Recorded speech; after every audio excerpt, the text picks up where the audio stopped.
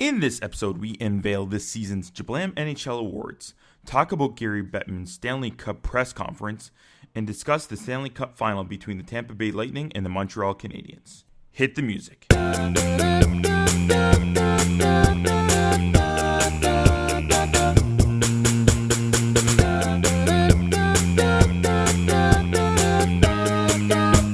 Welcome to Jablam Sports Hockey, folks. I'm your host, Peter Borjaranov, and the mic is always on. You can find me on Twitter at Russia98. You can find the full show at Jablam Sports. If you have any questions or comments, please tweet us. Use the hashtag Jablam Sports. That's JABLAM Sports. Please subscribe to us if you haven't done so yet, and click on the three dots in your podcasting app. Share our show with three hockey fans you know. Thank you, everyone. Remember, check out our website, go to jablamsports.com, see all our podcasts, and even game notes for each episode. You'll get links to all the things we mentioned on this show, including guests. For our podcasts, click on podcasts, and then hockey on this show specifically right on our website.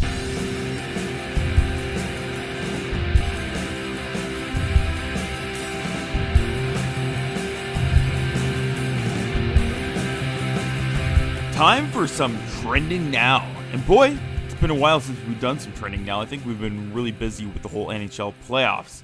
But things were trending in the NHL today. We'll get to Commissioner Gary Bettman and his pressers in a bit. And of course, our chat later on in the episode about the Stanley Cup Final. Final. Rory, do you go with final or do you go with finals? Yeah, so I think it's final. I could be wrong. I know it's NBA and NHL are the two that they use something completely different. You always forget which one it is, but I'm going to go with final for this one. It is the final, but there's many. It's more than just one game. So you can't go wrong either way, I think, because it could be 4 to 7 games, right? So it's finals.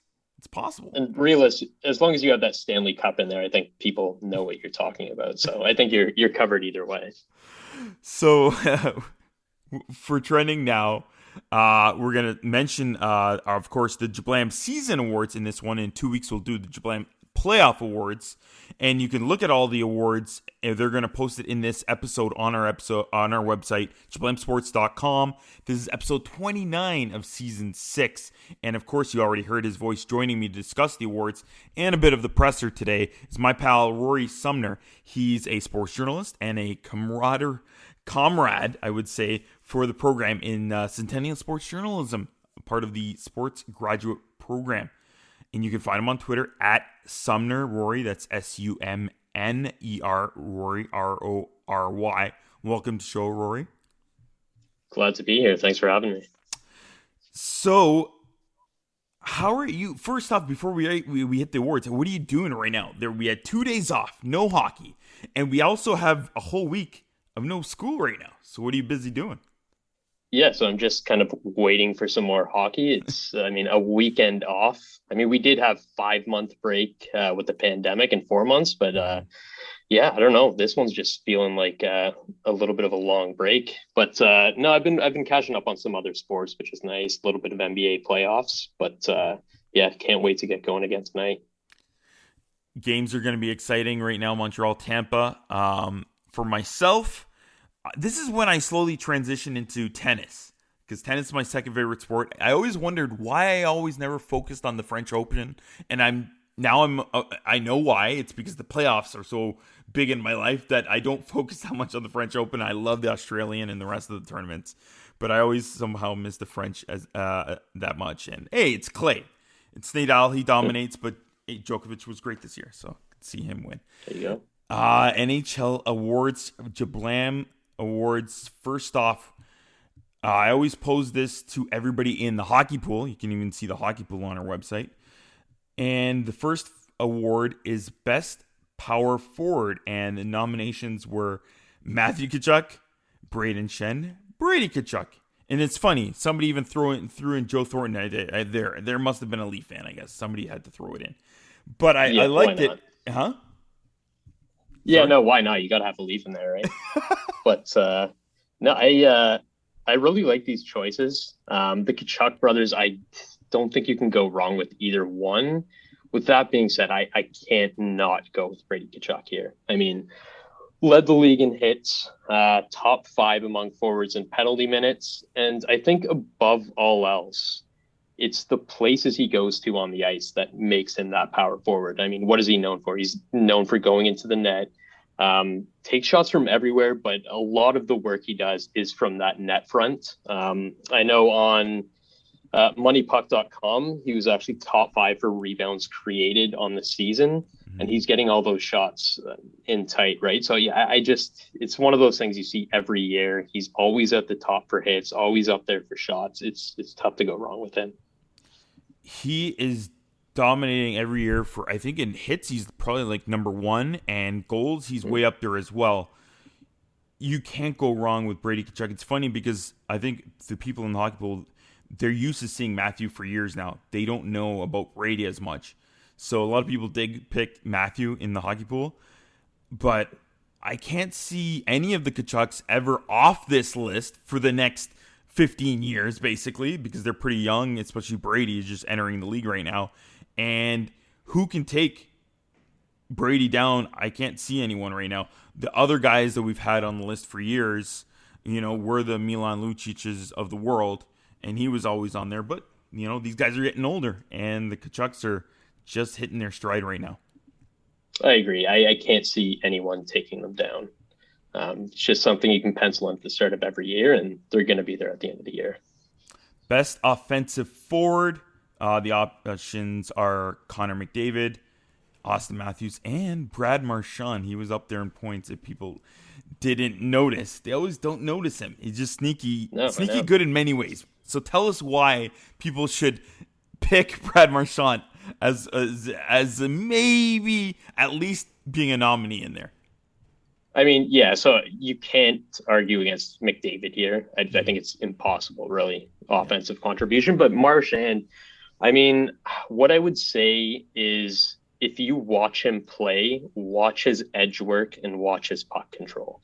It's really, I'd only put a couple guys up there like McKinnon, Barzal, in terms of guys that can just keep the puck on a string and they pull off creative moves that you don't see anywhere else. So I definitely think Marchand is deserving of being in that top 3 there. But again, I'd have him 3 there. I mean, McDavid, 105 points. He got points on 57% of the Oilers' goals this year. There's no arguing against that. And Matthews, he's in a league of his own for goal scoring. Another one you can't argue against. But Marchand for sure, I think top 3. I think he's well deserving.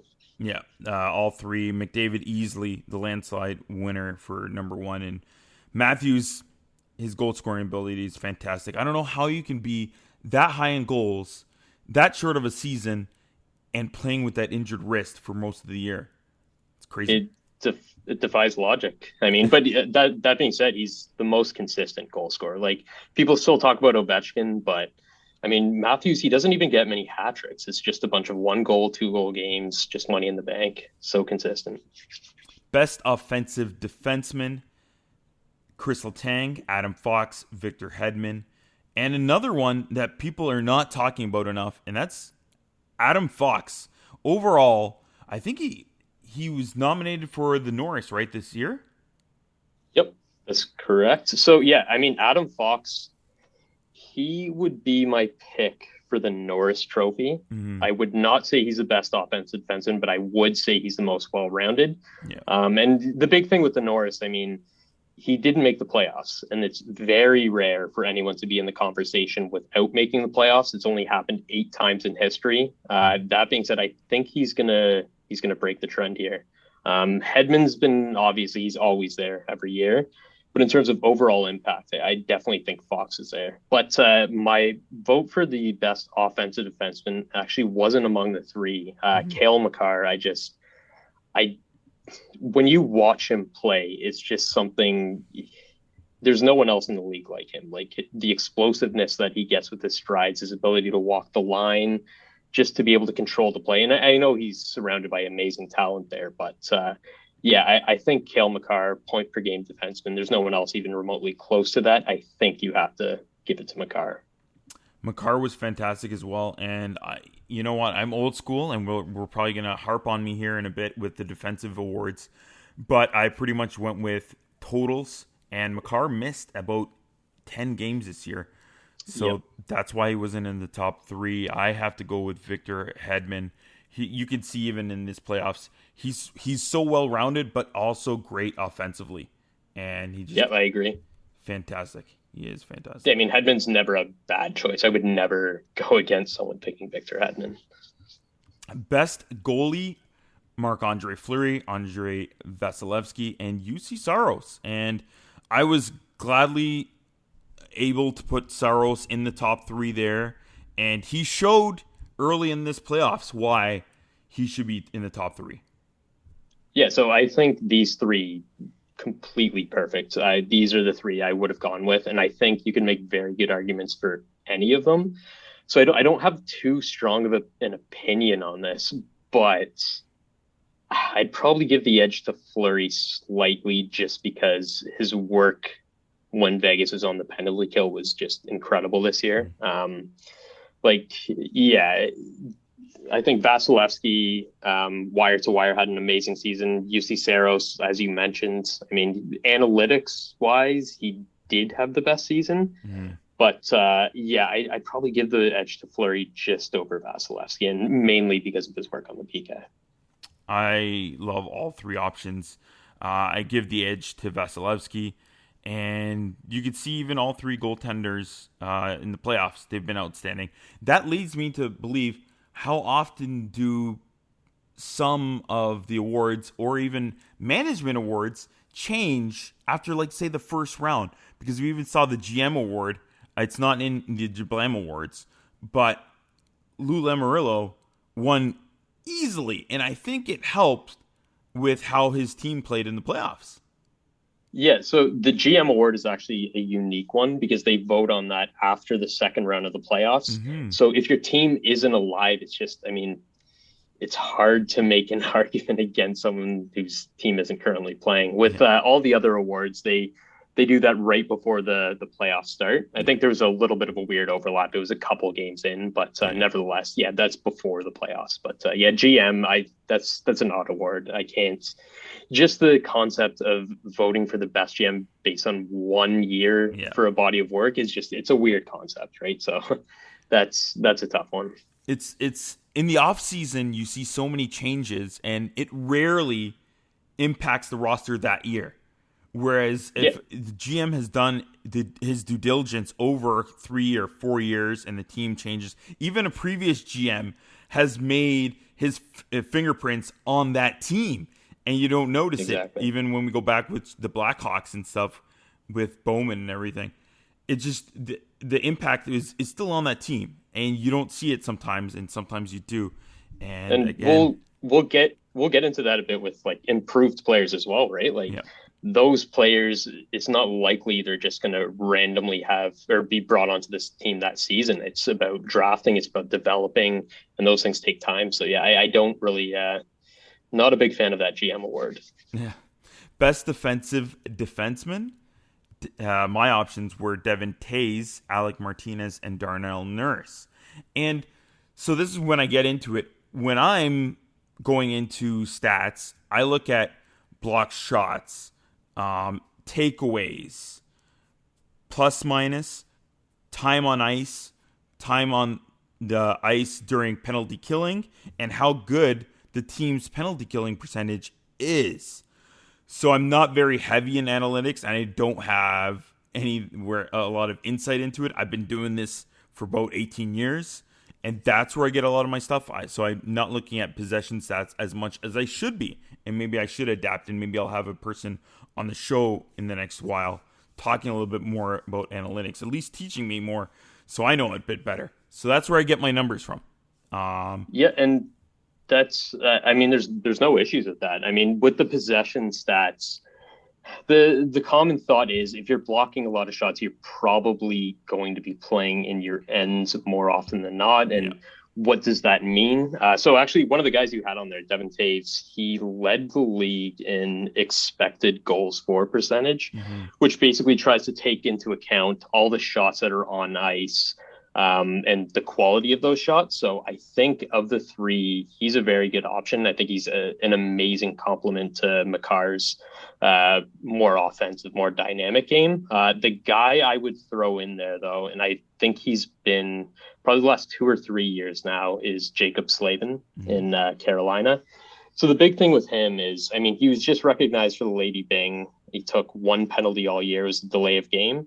He ranks third in the NHL in removing the opponent from the puck with his stick, and he did not take a stick infraction. So, I mean, when you're doing something like that, it's one of those things that it just defies logic. I know last year he ranked first in blocked passes. He's always up there with stick checks. It's just one of those guys that you can pencil in that he's going to be doing his job defensively every year. So he would be my pick for best defensive defenseman. Before we move on, how do you see this correlating to the playoffs, though? I feel that when you look at those numbers, it doesn't. It doesn't correlate because the games change. And we're going to talk about this again in a bit when we talk about Bettman's presser and the referees. The game changes a lot. And when you have guys that have great numbers and possession numbers, the game defies logic in terms of how it's played in the playoffs, and then the game changes itself. Yeah, I agree. And I mean, I'd say the biggest thing in the playoffs, you have less penalties being called. So I still think 5-on-5 play is very important. One thing you see a lot of the teams that have success in the playoffs are teams that score off the rush. So I think neutral zone D becomes huge. Montreal, they basically went on this entire run from their counterpunch. And that's this obviously just laying back a little bit, clogging up the neutral zone. They have those top 4 D-men that they're so hard to gain the zone on. Mm-hmm. And if you have some speedy wingers that can do some damage off the rush, I think that's kind of the biggest thing. And Tampa Bay is another great rush team as well.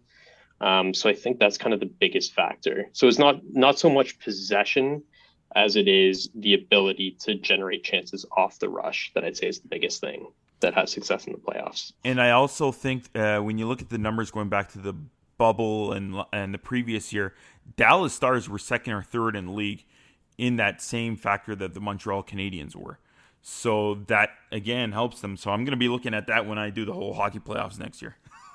Yeah, absolutely. Yeah, I mean, Dallas and Montreal, they're definitely very similar teams. Just that system that they play, it's so hard. Like, they just frustrate teams, right, with how defensively sound they are. So definitely similar teams. Best defensive forward, I'm going to get killed on this, Leon Draisaitl, as well as Ryan O'Reilly and Patrice Bergeron as the nominees.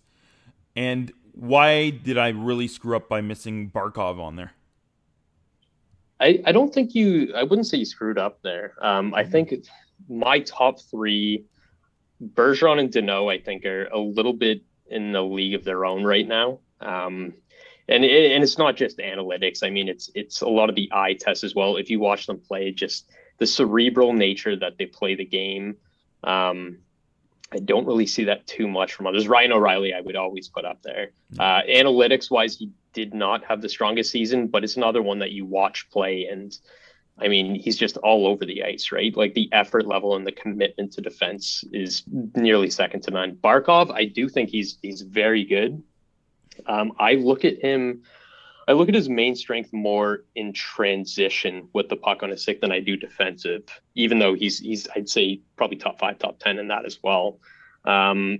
But yeah, I would say Bergeron's, I mean, I'm a Boston fan. I watch him play. I mean, I can't emphasize enough how important eye test is for something like this. For all the analytics that you have, you really do need to watch the players. And I mean, I guess I'm biased in that way with Bergeron, but when you see a guy play every game and he doesn't make mistakes, he lets the wingers run free, make mistakes. He's always there to cover up. So Bergeron's always been my guy for this. But Draisaitl is the interesting one that I wanted to talk to you about, because he's very much a lightning rod in this conversation. There are people that look at his plus minus, say, yeah, he absolutely should be up there. And then there's others that look at the analytics side of it and they think he's like one of the worst defensive players in the league. I don't think that. I think it's somewhere in between. The thing I would say about Draisaitl, well, his plus minus was incredible.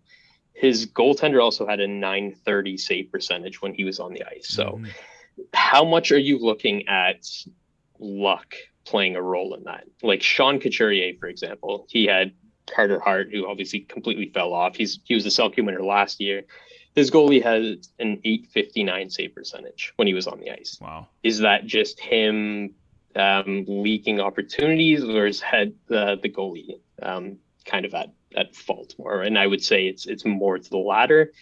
You do have certain things that try to measure high danger chances against, things of that nature. Nothing's perfect with analytics. I mean, there's still a long way to go with that, but I definitely wouldn't have Draisaitl top 3, but I do think he's kind of a middle of the pack defensive forward. But yeah, like I said, Bergeron, Deneau, those are my 2 guys right now.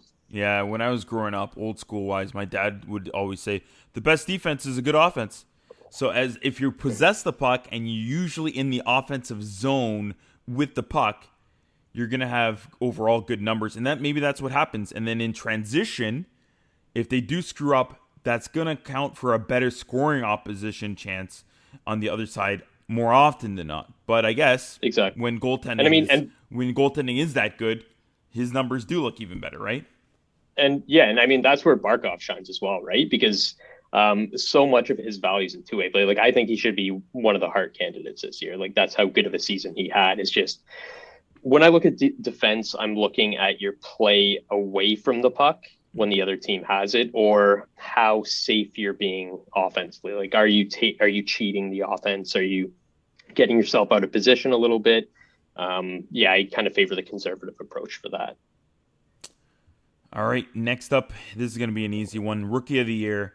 The options are Jason Robertson, Vitek Vanacek, and Kirill Kaprizov, and pretty much it looks like it's going to be a landslide win for Kirill.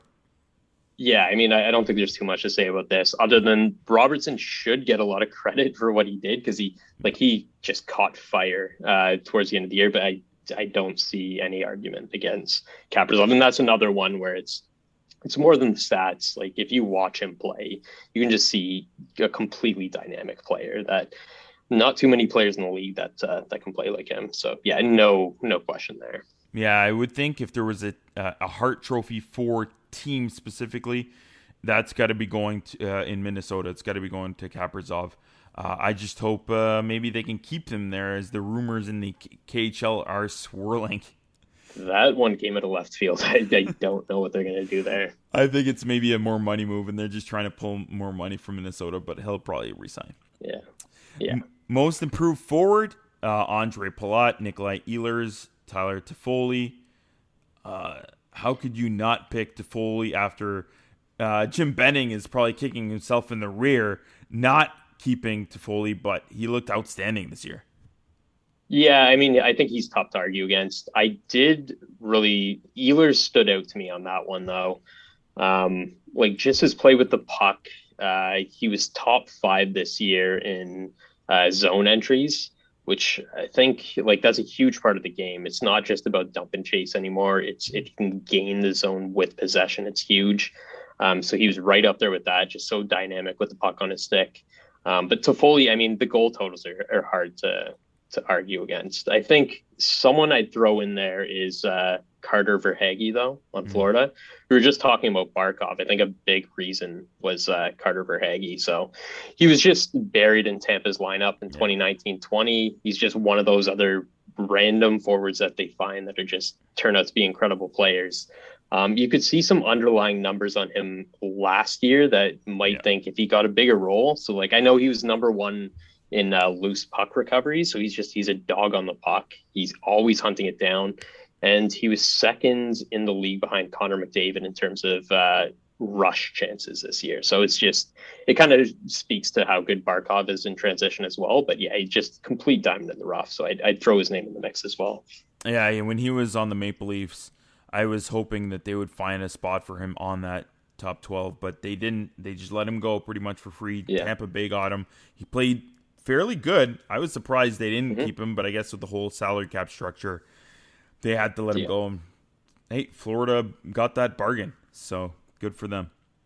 Most improved defenseman, options Alec Martinez, Darnell Nurse, Tyson Berry. Is there somebody I kind of missed on that one, maybe? No, I mean, I think you could throw, I mean, he's kind of transcended that discussion, but Fox, I think, like he jumped up pretty big. Jacob Chikrin has kind of been my guy this year that I just saw huge strides from. So he did lead defenseman in goals, which is kind of the big standout stat, but a lot of his work away from the puck is pretty incredible. I talked about Slavin separating the opponent from the puck third most. Chikrin was number one in that set. So defensively, he's very solid. He did jump Ekman Larson and Goligoski as a number one defenseman on the team. He was kind of my guy there. But Darnell Nurse, like just the minutes he was getting, and you saw in the playoffs as well. Like he had that one game where I don't know if he set the record. He was close to the record for minutes played. So of those three, I would probably say Nurse. I saw big strides in his game. Yeah, Nurse was fantastic this year.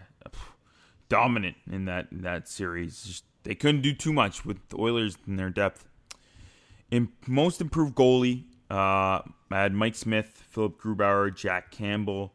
I think a lot of Leaf fans probably voted for Jack.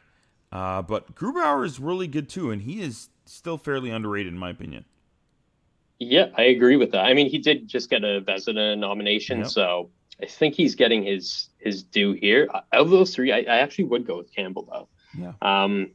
Because a lot of, even if he put up comparable numbers before, he was, I mean, clearly the number one guy for the Leafs down the stretch. So he did prove that he could kind of handle that workload.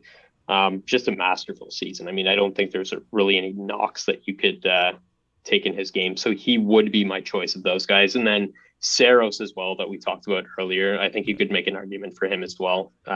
Just kind of exploding this year. Yeah, I don't know if I think I have an age limit on the most improved, and I think he's right under that with his age maybe being 23, 24. MVP, I don't know how you can't pick McDavid. I made Twitter go on fire one day with a couple people not liking that. I was just throwing it out there. I'm like, why isn't Matthews at least a part of the conversation? And I got torched. Yeah. And that's fine. You can torch me anytime. I mean, it is just like 105. Like, there's no way to argue against that. But at the same time, I understand the math. He's not just about the goals. He's actually a pretty well-rounded player as well. Yeah. On the defensive side, his defensive stick, I think, is amazing. But I think McDavid is just kind of a trump card. Like, what can you do when you have points on 57% of your team's goals? Like, there's no amount of defense, I think, that can make up for something that crazy. And when you talk about goals, Matthew's number one with 41. McDavid's number two. So it's not too crazy of a difference there. And those are the awards. There's a lot of them, and you can go to the website and take a look at them. Episode 29, Season 6 on jablamsports.com. And before we go to the interview about this series coming up, this NHL playoff series, and I hope you're enjoying the playoffs, Bettman in the presser was today for the Stanley Cup media press conference. And everybody's going wild, of course. Bettman, on top of all the things and putting out the dates out there, Bettman said, our officials are not only the best hockey officials, but the best officials in the world. But he goes on to say, our game is the hardest to officiate. None of them come close to the speed or the split-second reaction time to make or not make a call on a play. Continuing on that same thing, on top of working to add new technology to improve officiating, the referees are constantly coached, critiqued, and held accountable. As an official, if you work well, you continue to work. If you don't continue to work. And I guess we kind of see that with Chris Lee not officiating in the final. I don't know how you can go ahead. So, yeah, I mean, the one big thing there that I agree with Bettman on is hockey is so difficult to officiate. I think we just have to acknowledge like how crazy it is, how chaotic of a game it is. You always have jumbles in front of the net that are just so hard to keep track of. But at the same time, there has to be a standard there as well, where like Chris Lee, I think is like a classic example. Like, so the discussion is he missed that Perry high stick, which was obviously blatant. Mm-hmm. And they kind of do this little 2-strike rule where they bring him back. He misses that cross check on Kucherov. Those are two. I mean, you don't want to focus too much on just the big things that stand out as negatives because it's a more complete picture than that. But I mean, after that Perry one, I don't know how you kind of bring him back. Like maybe they should be a little bit more decisive on those rules. I've been saying it for years. It's the hardest. It is the hardest game to referee, in my opinion. And people can destroy me too if they want. But with the Corey Perry situation, there's a puck near his face, and it also almost looked like Marchessault's stick glances off of Corey Perry's stick and hits him in the face. So both are so close that one's a hard one to call. I don't know how you missed the other one, but that one was just like, oh, I get it. I kind of get how you can screw up that one so badly. But again, the game is so fast, and with that, I really think, and that's what I want people to do. And if you're listening to this, throw out suggestions, ideas, how to make officiating easier for these referees, how to make it better. And for mine, it's got to be an eye in the sky, especially when it comes 100%. Especially when it comes to playoffs. They need an eye in the sky referee that can call down, and I don't mind it if not rewinding the play, but at the next stoppage of the play, if there's a big flagrant thing that was missed or screwed up, if they screwed up on a call, change it. On the next frozen puck play, you change it. You have the eye in the sky referee. He makes the correct call, and it's changed. That's all I think is what the NHL is really missing here. And again, you got to improve the refereeing. You got to keep training them. You got to keep coaching them. And if they make an error or two, you got to take them out of that series or out of the playoffs. And I know for some people, you like post the numbers, post the stats, have them in front of the cameras. How do you do that? How do you make the union of the players and the referees let them do that? They can't. They cannot do that. Yeah, I mean, first off, I agree 100% with that eye in the sky suggestion. NFL, I know, is doing something similar. I think it takes a lot of pressure off on the refs that are just, I mean, they could be tripping over themselves trying to get the call right, which is, as we said, it's so difficult to do. I know a lot of people suggest like call the book like to a T, which, I mean, if you're going to do something like that, you can't just start cold turkey in the playoffs like this. There has to be a lead up. And I know there's the whole thing where penalties in general go down in the playoffs, which you could see as an issue, but there are a lot of little quirks in the game that I think if you do start calling it by the book, it's just going to create just as much turmoil as the other way around. So I don't think that's like an easy solution to kind of bring in. If you think people are going nuts about calls now, if they went straight by the book going regular season to playoffs, it would be a field day with players, coaches, media, and fans even bigger, because I can't blame the referees as much as I can blame the players, how they change their game in the playoffs. They always do. And then when you go back to the whole training thing, how can you teach referees to adapt in terms of how players play in the regular season and in the playoffs? You can't, because when they do more of their training, and that's preseason, the players don't play like that. You cannot tell the player, okay, play like you did in the playoffs. You were in the playoffs a couple months ago. Play exactly that way so that I can be a better official. You can't. You just can't match it. I agree. The NHL, they seem to have these kind of directives that they have. Like I know, I can't remember who it was this season or 2 seasons ago where they were like, okay, let's call more stick infractions. And you see those spike, but then they kind of go back down to normal because like people were kind of freaking out about like these ticky-tack calls, and you can't have it both ways, right? Like it's one of those things where I don't think there's a great solution because, like you said, suggest a solution. It's tough. I mean, it's a tough situation. It's human error. It's the playoffs, right? Like I don't really have a great solution for it. Yeah. Everybody, the fans are listening. Fire Bettman. Replace him with Patrick. What? Who? Like, come on. You can't just replace him with some classic great hockey player that you saw how Gretzky was behind the bench in Phoenix? Come on, fans. Jeez, that's ridiculous. Just replace them. Like somebody else is going to come and do that much better. I don't know. Anyways, we'll have Jablam playoff awards in 2 weeks. We'll finalize the whole playoffs, how they do. Good luck to both Tampa and Montreal. I know Canada, they're torn between, there's a Canada's team.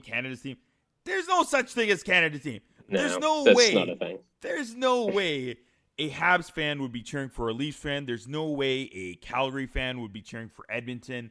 No way. There's no such thing as Canada's team. There's just as many Canadian hockey players as there are on Montreal as there are on Tampa. No such thing. Cheer on whatever team you want. Cheer on whichever team you want in the final. I'm going for a team that's blue and white. I guess Tampa's blue and white, so I'll go with them. I'm going for the team that isn't the Habs. Is the one I'm going for. Some hatred still there. I'm an old school guy. I've never had that hatred for Habs. I have more hatred for myself with Senators fans because it does seem like Senators fans hate the Leafs so much that they know more about the Leafs than they do their own team. Yep. As a Bruins fan, I can't share that sentiment. I mean, it's the Habs and everyone else. It's deeply ingrained into the fan bases. There's no option here. It's got to be Tampa. The only reason why I would want Montreal to win was if you go back to 1993, the Phoenix Suns lost in the NBA Finals. They're pretty much there. The Montreal Canadiens won the Stanley Cup in 1993. And then you know what happened at the end of the summer? The Toronto Blue Jays won the World Series. I don't know if that's going to even come close to, but it's let's see. Could happen. All right. You can again find Rory on Twitter at Sumner Rory. Thank you for stopping by, Rory. Thanks a lot. Appreciate it. All right. And stay tuned to the rest of the podcast shortly. Tampa Bay, Montreal talk. It'll be right about after Game 1 talk. So enjoy that.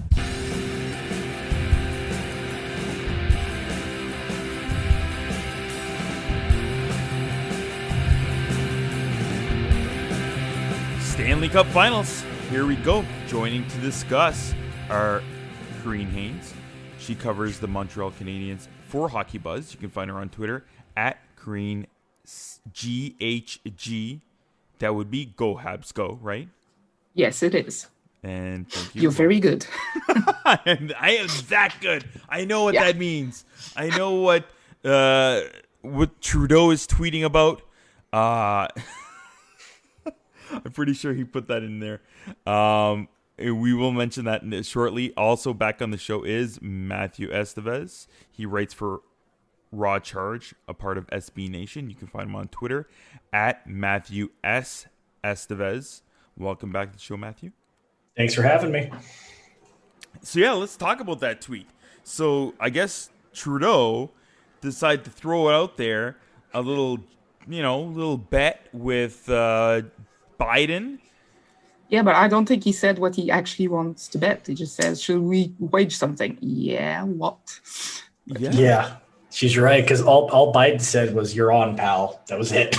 So we have no idea what their bet there's actually not much to say unless there's been a phone call about trading rights or something like that, but I very much doubt it. Yeah. Yeah, I don't know if Biden cares about hockey at all, or even Tampa hockey. Hey, he put goal bolts in that tweet, so he obviously has some semblance of a clue. Well, either he does or someone in his entourage does. Yeah, someone. Someone in there is is queuing into what's going on with Tampa and hockey. All right, I guess. All right, so let's go in. Game 1 just finished. The Lightning defeat the Habs 5-1. Going into the game, though, everybody's talking about the advantage in the net for Montreal. What? Matthew, come on. I don't see any huge advantage. Vasilevsky and Price are pretty similar, in my opinion, no? I would consider them similar. I feel like both of them are the best. They're most definitely the best goaltenders left standing, and they were the best goaltenders in the playoffs. Period. I didn't think either team necessarily had a huge edge there. I mean, I guess you could say since Vasilevsky's been more dominant over the past 2 years, you give him the slight edge, but I mean, it's not like Price is a slush by any stretch of the imagination. Yeah, I don't see it at all. Karine, you let me know what's going on in there. Well, I think basically it's just that Price is so important for the Canadiens and is such a huge dominant figure that he kind of gets into people's head. And that's what they're on about. I mean, Price, let's face it, is the Habs' sole big star, whereas Tampa's got loads of, firepower up front and all that. So Vasilevsky gets less of the spotlight. And Price has always been the guy in Montreal. And the thing also is that he's not been all that good in the last few seasons, but when it's the postseasons, you get playoffs Price. And playoffs Price is different. Yeah, he stops everything. Playoffs Price is terrifying. Well, yeah, ask Pittsburgh. Ask everyone who's played the Canadiens for the past 2 years in the postseason. Yeah, exactly. So, yeah, I think that's why, because Price kind of has a mystique to him, I would say. Even though he doesn't have a cup, he's quite a figure. Yeah. Well, we saw with the offense from Tampa, you get some, screens in front and some right deflections, and things are going Tampa's way. Nikita Kucherov scores twice, picks up an assist. Braden Point with 3 helpers. They look dominant out there with the home ice advantage. Cooper used that to his advantage, of course, by obviously making sure that Philippe Deneau wasn't able to, and his line wasn't able to be on the ice as much versus that top line for Kucherov. How do they kind of keep that going once the series will obviously swing to Montreal for Game 3 and 4? Is that for me or Karine? Yeah, no, for you, Matt. Okay. I wasn't sure if you were talking about Montreal trying to free up Deneau or not there. I don't think it's really going to matter a ton. Cooper's very much of the mindset of he doesn't really care about line matching too much. He did kind of stray away from that mantra tonight because he basically hardlined the Deneau line with the Gord line, and the Gord line had a field day. But then again, almost every line with Tampa had a field day when it comes to maintaining pressure. So when it comes to when the series moves to Montreal, we'll see. I don't think Cooper's going to sweat too much about it. But given the fact that he kind of strayed in Game 1 and stuck with hard line matching, we'll see how it manifests as the series goes on. Because I fully expect Richardson and eventually when Ducharme comes back to finagle what they're going to do, because they obviously want to get good matchups for Deneau's line, since Deneau's line actually drives play exceptionally well for the Canadiens. Karine, again, same thing, opposite, I guess, reverse question for you. What can Coach Luke Richardson, at least for Game 2, do to change up and cover Tampa's top line a little bit better? Which they were better the first 3 rounds, obviously covering the top line. Yeah, they were. But you know what? I think it's really a matter of studying how the Lightning is playing their game and making adjustments with that. And that's the one advantage with having your coach remote working. As we're speaking right now, Dominic Ducharme is probably rewatching the game and making notes of what he wants change, what he wants implement. And as for line matching, I mean, you can't do much when you don't have the last change. But I'll tell you this, if Cooper is of the mind that I don't care who my top guys play against because, they're very good, he might want to give a phone call to Sheldon Keefe, who said that about Matthews and Marner. But, that's just what I think. That is true. And he stubbed his own foot on that one. Brendan Gallagher got crushed into the ice after his helmet came off with the tussle between him and Mikhail Sergachev. I guess I was wrong. I picked Shea Weber to get his face bleeding in this series, since we're going every single series and having some player on the Canadiens bleeding from their face. I don't know. I kind of feel like Gallagher is like the one you would pick all the time because Brendan Gallagher is involved with everything. Yes. I wasn't a big fan of Sergachev throwing him down like that. I felt like that was entirely unnecessary, honestly, especially after his helmet got thrown off. I hope he's okay. I mean, he looked like he was okay when he was bleeding profusely, but I mean, he didn't look like he was in any major distress. But man, I'm not gonna lie, I cringed a lot when that happened. I was like, I could do without that. Yeah, that's not pretty when someone's landing on their head. But years pass, and things always go the same way for Gallagher. I mean, remember last year when Niskanen broke his jaw, he was just gushing from the mouth, and now it's from the head. No big deal. Gally can take it, apparently. Gallagher is a fighter. He just keeps on going. Where's that wall for Brendan Gallagher? Or does he even have one? I don't think there is one, because at first when he started in the league, they were saying, he's going to play like 3 years like that, and then he's going to be done because he's going to be too beat up. But, 9 years on, he's still not done, and he still keeps going. He looks like the Energizer Bunny out there most of the time. So. That was what I thought you were going to say, and he does. It does take a toll on you. We've seen that from other players like Grabowski and stuff like that. When you go down, you're in there and you're getting hit in the head. But some players have a harder head, like a Ty Domi, and it seems like Gallagher has that head. So he can take a beating, and he just keeps on going. And he got crushed going on the ice, and we all cringed. But he got up like it was nothing. So it's good for Gallagher. Was it actually Sergachev who I thought kind of flipped him, or Coleman? Coleman took his helmet off, I believe, if I remember correctly, and then Sergachev was the one who tussled with him and pulled him down. At least I'm pretty sure. Hold on, I'm on Twitter. No, wrong button. I'm on Twitter right now, so I can just actually click it. I'm pretty sure it was Sergachev. Okay, here it is. Okay, he gets jumped. Oh no, that's the other one. Crap. It's Sergachev. It's Sergachev. 100% Sergachev. Yeah. I don't get why he didn't get. I really don't know why he didn't get a penalty out of that. Seriously, there was a punch to the face, and then the takedown. Yeah, but they gave Coleman the roughing penalty for taking his helmet off, which I'm just like, the Canadiens knocked off 2 helmets and they didn't get called for anything. But you're gonna call Coleman for that? Like, call Sergachev for like throwing him. Like, come on. Yeah, I thought that was all messed up. It should have been Sergachev in the box instead of Coleman, but I mean, whatever. I'm pretty sure they will have taken his number for next game, though. Taken a number, so maybe there's a big target on Sergachev for next game. We'll have to see about that. The Habs, of course, got Jake Evans back from his concussion with Mark Scheifele. He said after the game he didn't really want to answer any questions about the hit specifically. They could talk about it after the season, but he did receive a call from Scheifele. Also, Joel Armia was brought on the plane, so he could potentially be back. When could we even see him, Karine? Well, he could have, he took the warm-up, so he could have played, but the thing is, he hasn't practiced in the last 2 days. Mm-hmm. So I guess Richardson just decided to give Jake Evans a go and see how he was with his game and all that. But I really expect Armia to be back next game. Because that fourth line wasn't as efficient, I didn't think, with Jake Evans. Not bad-mouthing Evans, but Armia's really, really good at stick handling and hanging on to the puck. And with the pressure that Tampa's putting on, I think that could be useful. Yeah.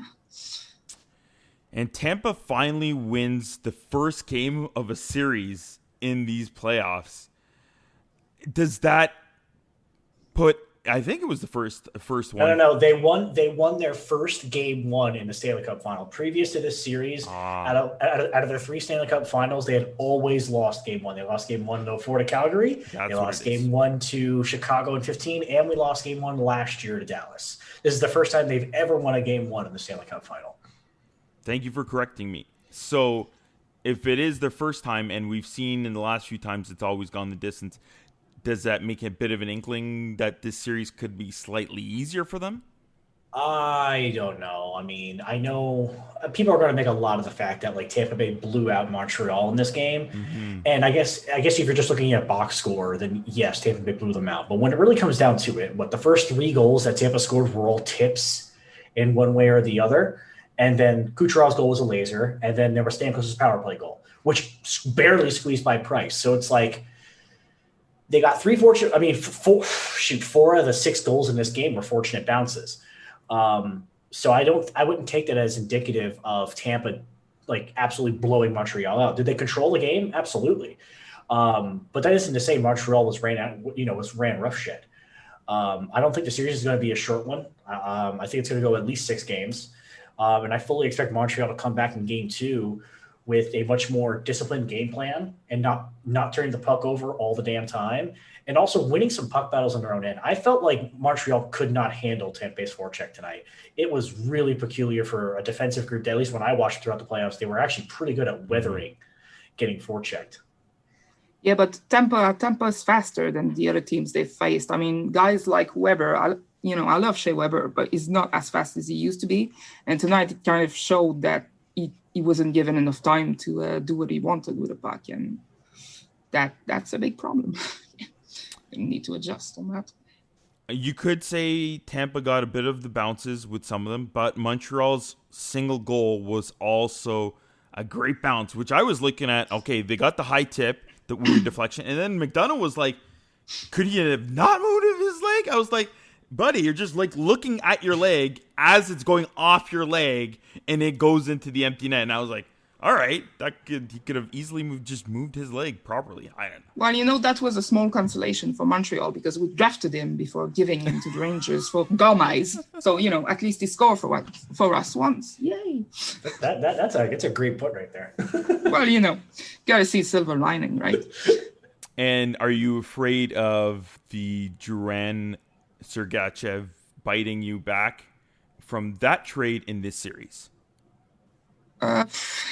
Not really. I mean, especially since Duran is not playing, he's not with the team anymore. I mean, he's still part of the team, but he's still on indefinite leave of absence. And it's very, how should I say, nebulous what's up with him. We don't know exactly, but the way Philippe Danault was answering questions, it kind of sounded like the guy's been burnt out by, fans' pressure and all that stuff. So I think it would actually been worse if he was playing and Sergachev made an impact like he did tonight, whereas Duran would have been invisible, and then fans, media, and everyone and their mother in Montreal would have been, blasting him online. So, but yeah, that's the one trade that Bergevin has lost for sure. Yeah, and it is what it is. Sergachev has looked pretty good in that Bolts sweater. I'd be afraid of some of those Montreal mothers as well. You should be. Again, you can find them on Twitter at Matthew S. Esteves for Matthew, and Karine GHG for Karine. Thank you for stopping by, you two. Thank you for having me. Cheers.